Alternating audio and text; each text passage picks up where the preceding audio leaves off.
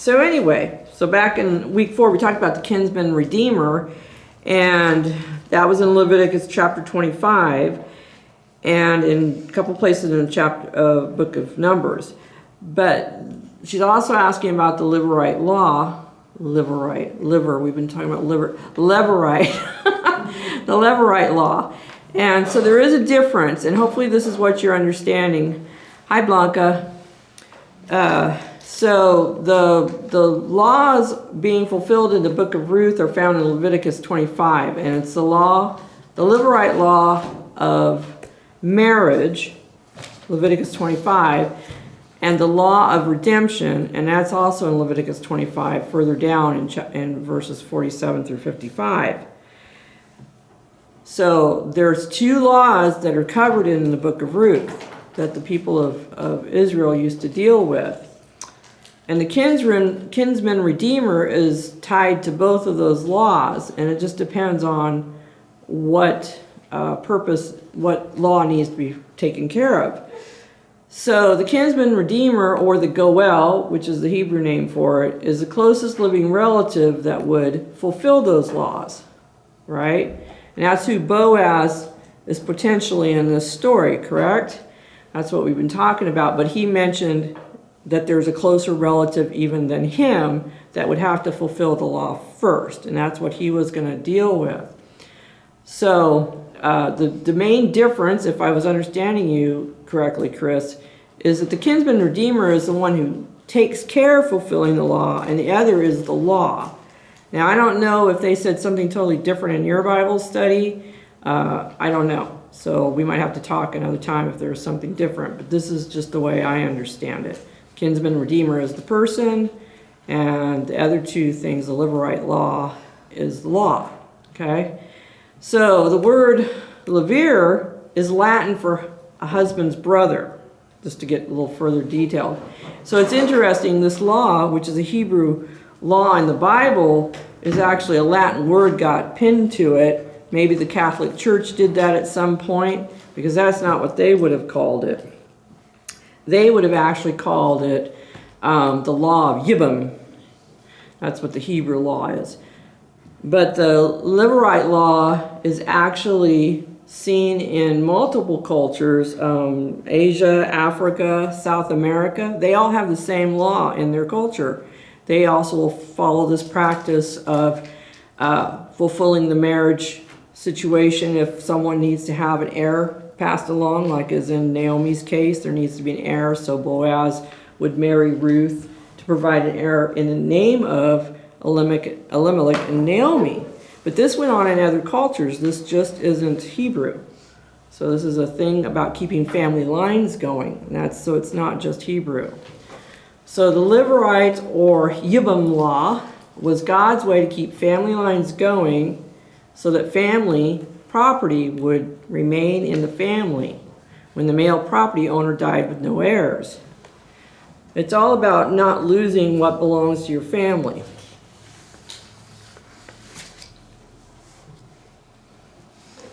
What about that guy that had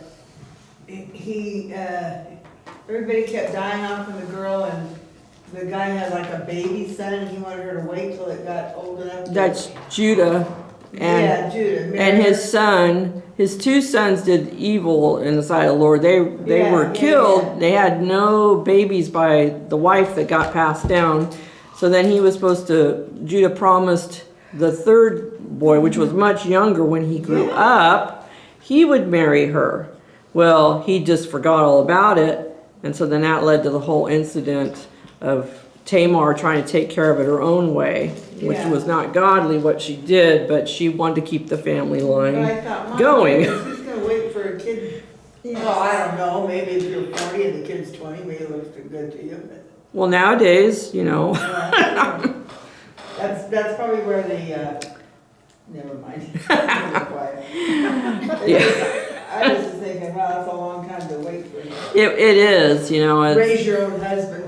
Yeah, there's a point where, Well, you remember, didn't Naomi say in chapter 1, told Ruth and Orpah that, you can't expect another son from me to be you're one of your husbands. You're just not trying. Yeah, I'm too old, you're going to wait too long, so just go home. So, the law of redemption, which is the second law, was God's way to keep property in the family when debt had caused the family to give the property to someone else outside the family. So you might sell to somebody because you're too poor. Or, bad times that you like in Elimelech and Naomi's situation. So here the kinsman-redeemer, they don't have to marry anybody. They just basically go back and buy your property back for you and give you back your property. They're paying off your debt. So the kinsman-redeemer can either marry someone to keep a family line going, or they can pay off a debt. They also take care of other situations, like if there's a murder situation, they're the ones that are supposed to go take care of, revenge isn't the right, justice. They're the ones, because it's eye for an eye. So if something goes wrong, the kinsman-redeemer also has a responsibility to go take care of the person that did wrong. They're like the family lawyer? More than they're like the lawyer, but more than the lawyer. I mean, they're the judge, jury, executioner if necessary in the family situation. So the kinsman-redeemer serves multiple purposes. They're basically the caretaker of the family, for the immediate family or close to them.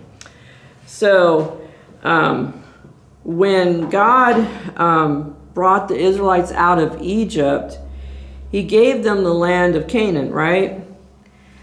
He gave it to them. And he gave them instructions through Moses and Joshua that the land was supposed to stay in Israelites' hands. They were not supposed to leave their families' tribes. They're supposed to marry within their tribes and keep the family lines and their property all as it started out when they first moved there. That was his instructions to them. But there is another reason for this as well. Exodus 19:5, he said, "Now therefore, if you will indeed obey my voice and keep my covenant, then you shall be a special treasure to me above all people, for all the earth is mine." Do you guys own your house? No. Partially? This is where God sets down the lay of the land. It's actually his land that he gives you, okay? And he specifically gave the land of Canaan to the Israelites. It's his land. He's basically loaning it to them. You're going to go live on my land, okay? Because this is what he tells them later. In Leviticus 25, which is in that same passage with these other laws, the land shall not be sold permanently, for the land is mine. For you are strangers and sojourners with me. So they're really temporarily dwelling on his land. And in all the land of your possession, you shall grant redemption of the land. So in other words, you can't sell it permanently. It's got to come back. So the land could not be sold permanently because the land was God's. It was his. And then he also said in verse 28 of Leviticus 25, "But if he is not able to have it restored to himself, then what was sold shall remain in the hand of him who bought it until the year of Jubilee. And in the Jubilee it shall be released, and he shall return to his possession." So there was one other out for the people. If there was no kinsman-redeemer that could afford to buy the land back, or maybe everybody was in debt because of enemies of the land or whatever could have happened, then in the 50th year, the land went back to the original owners no matter what. That was set free. The debts were paid off, basically. God cleared the debt. So there were different ways. God wanted it the way he wanted it. He wanted them to keep their land, keep it in their families, and he made these different provisions for how to do so. He was trying to protect the people, and he wanted them to remember that it was his land. And I thought it was interesting. Here's this way they word this. In order to prevent the sale of a tenant possession or land administration from being permanent, God established the year of Jubilee. You notice the wording tenant? What do you think of when you think of the word tenant? Renters. Yes. So he views the people on his land as renters, not owners. I'd never really caught that before. It's his land. And don't we feel so proud when we own our houses? we really don't own them. And we're all here such a short time, you know. So, Jacob's trying to fix God's house. is he? The year of Jubilee was the 50th year, the year following the 7th sabbatical year. They had a whole system. Every 7 years was a debt release, and then the big 50th was the big debt release. So they had a whole system for how they followed this. And interestingly, I just learned, I hadn't realized that the Jewish people, I knew they had their own calendar. I already knew that. And if they're a dedicated Jew or dedicated Messianic Jew, they may follow the Jewish calendar completely, not our calendar. I remember your OBGYN for Tatum, he was a Jew, and he set everything up by his Jewish calendar. Oh, for all He was for all the kids. Yeah, for all the kids. And that was the first time I'd ever run into one who was actually following their Jewish calendar. And he set the appointments up based that way. And he had a whole set of rules based on his Jewish calendar. But what I didn't realize is they actually are counting their years differently. This is the year 5783. And of course their calendar months are different than ours, which we already know, but I thought was interesting. They went by a different calendar year date. I didn't realize this was the year 5783. And they also change out things by decades. We've been kind of learning about that stuff right now. It's very interesting. But anyway, that's a whole other subject. I have a question. When he figured your due date, did he count it from inception, from conception to delivery? Because they consider that 9 months your birth is when you're conceived. They're not the only culture that does that. And Well, also, they're the only ones I've heard of it. I don't know. I don't remember, honestly. It's a blur. Well, that's true. I was just gonna ask if you knew their birth dates by the Jewish calendar. And how did you know when they were gonna be born by his calendar? As long as we were Conversion table. healthy and Yeah. somewhat. I was Yeah. just curious if you said you used the calendar, because that's their Yeah. tradition is to count that first 9 months as part of. So you're a year old, like when you're 3 months. Right, and I think that's the way the Japanese count it as well. Yes. They Everybody are. has a birthday on a certain day, on the first day of the year. Well, I don't know about Japanese, but Hong Kong anyway, Yeah, China. that's probably true in China as well. Yeah, the Asian cultures in general. So, thus God required that a sold tenant possession be returned to the original tenant or his heir in the year of Jubilee. So if the original owner who had sold it temporarily or rented it out to someone else, if he had died in the time period, it went to his kid. So they kept it in the family. But they're all just tenants. They're all just renters living on the land, living on God's land. I never really caught that before. So with all this legal stuff out of the way, That is, wow. it's interesting, It is. but it's not a Ruth story per se. So, so let's go back to Ruth. Ruth chapter 4, verse 1. Now Boaz went up to the gate and sat down there, and behold, the close relative of whom Boaz had spoken came by. So Boaz said, "Come aside, friend, sit down here." So he came aside and sat down. So Boaz goes to the city gate, and the city gate was where transactions and legal business was carried out. This is a very legal section of the Yeah. Yeah. Good timing. consider our other conversations, huh? So you'll see the city gate in lots of Bible passages. I gave you a list there where a lot of transactions took place. Abraham purchased the burial place for Sarah at the city gate. Absalom, he spent his time down at the city gate, wooing all the people so he could steal them away from David, so he could become king. The kings would sit there for legal purposes and judging the people. That's like the manslayer, where we talked about Kinsman-Redeemer, take out justice. That would happen at the gate.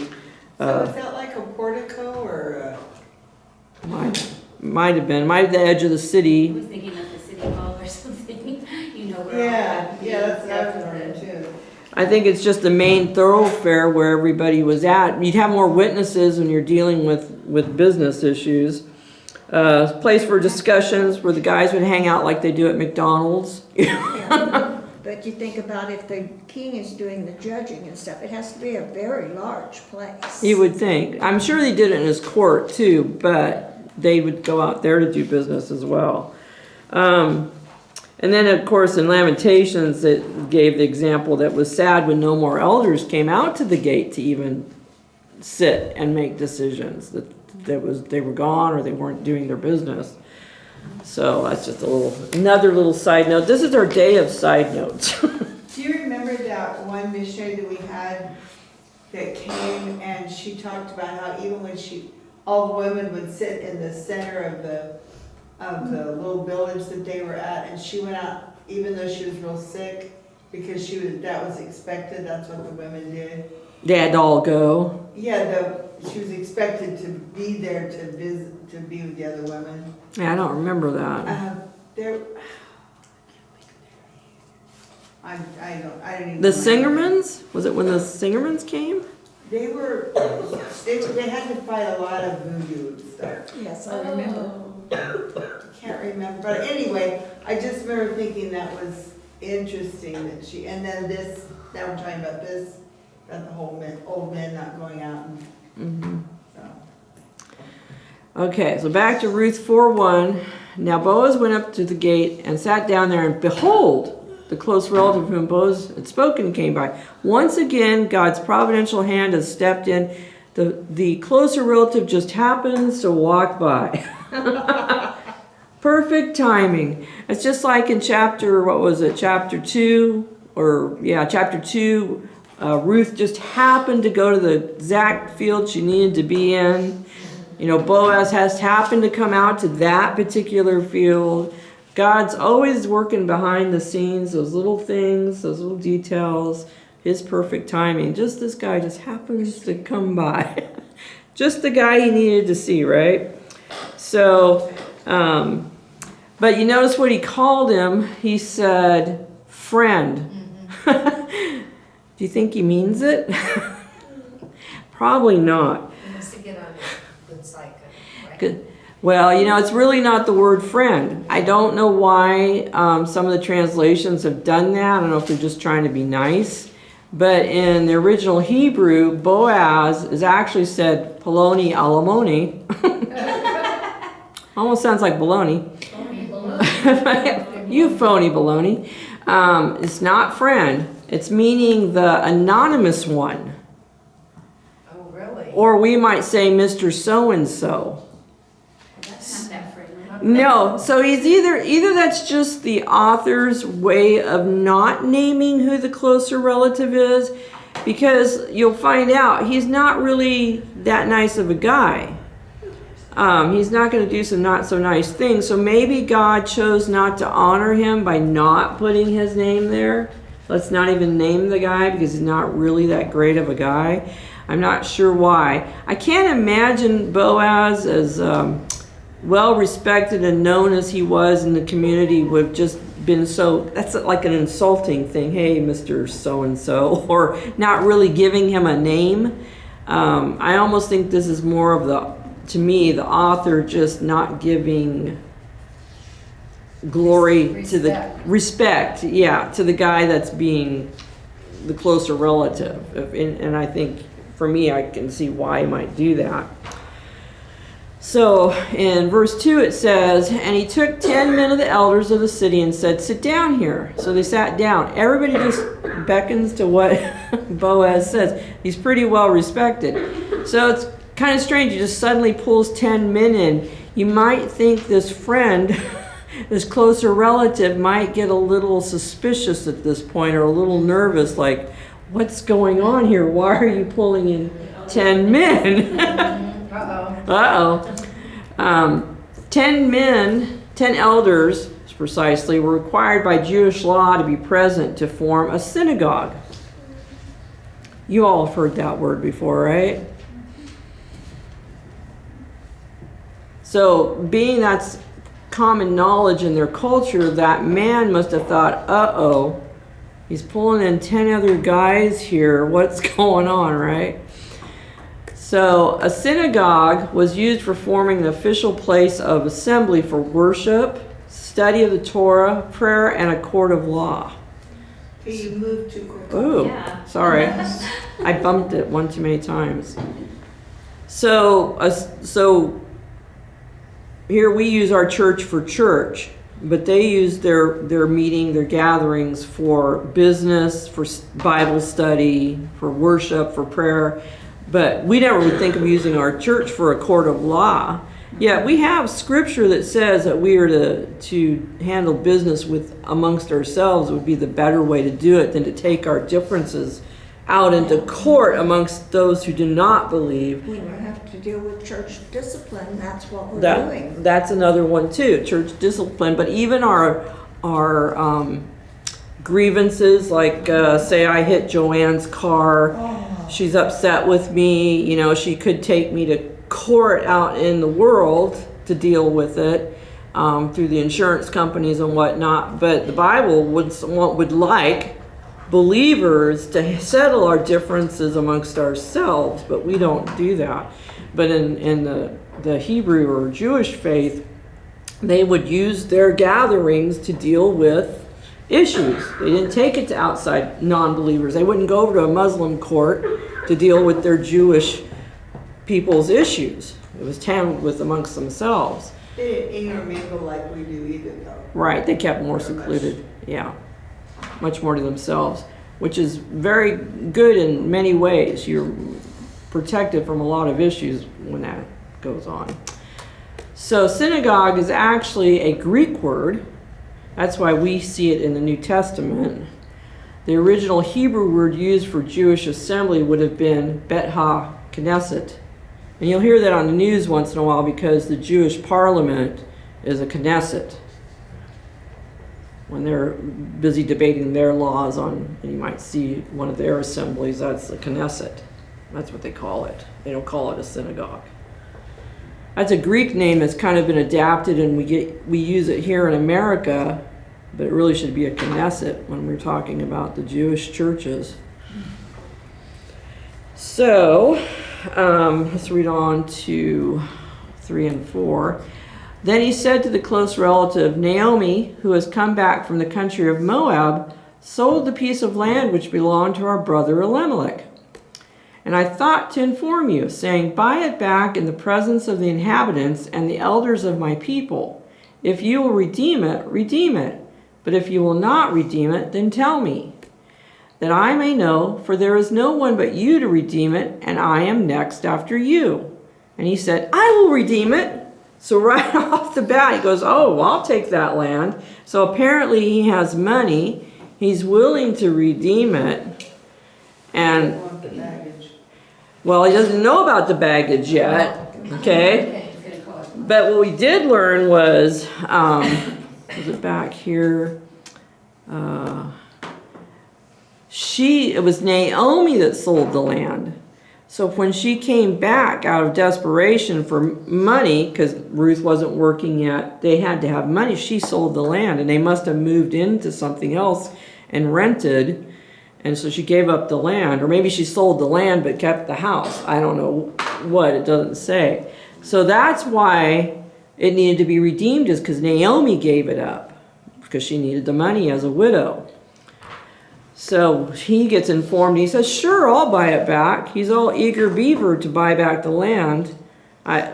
Where was he when Naomi needed her? That's what I want to know. He obviously was a relative that was hanging around town that had money, but she had to sell apparently to somebody outside the family to get it sold so that she could have money. Don't know where he was.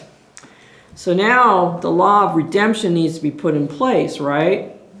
And Boaz is sitting on the edge of his seat. You know, he wants to know what to do.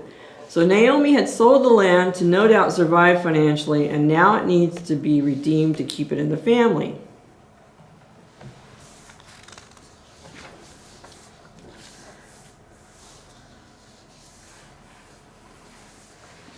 Would Ruth Naomi be allowed to live on it since it's family land? The Even re- if that guy bought it, if the other guy bought it? the Redeemer is supposed to, the Kinsman-Redeemer's job is to restore it to its owner or its tenant. He's supposed to just be giving the money to buy the land and give it back to Naomi. He's supposed to be helping her. He's family. That's their job. They're supposed to But help. he's just, he doesn't realize there's Naomi's coming with it. Yeah, he doesn't realize that yet. He's not thinking this through all the way, that this goes with the land. Yeah. So what do you think Boaz is thinking? Man, he said he'll redeem the land. He's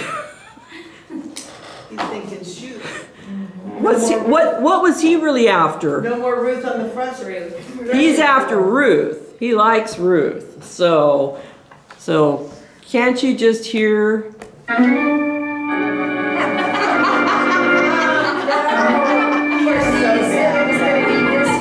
Just the soap opera music, because Boaz is sitting there thinking, oh no, I've lost Ruth. Will Ruth and Boaz find happiness? Join us next week for Love's Reward.